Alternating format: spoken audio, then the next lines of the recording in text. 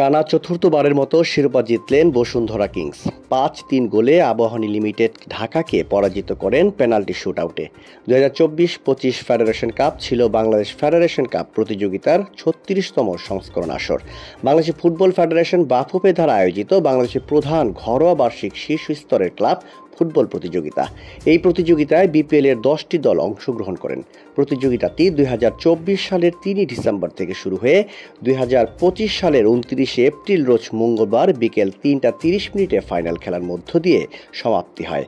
জেলা স্টেডিয়াম, জেলা ক্রীড়া সংস্থা ময়মনসিংহ। খেলার তৃতীয় স্থান রহমতগঞ্জ ও চতুর্থ স্থান ব্রাদার্স ইউনিয়ন। সেরা গোলদাতা ৭ জন খেলোয়াড়, ৩টি করে গোল। সেরা খেলোয়াড় তপু বর্মন, বসুন্ধরা কিংস। সেরা গোলরক্ষক Mitul Burma, Dhaka Abahani. Fair play পুরস্কার ঢাকা আবাহনী।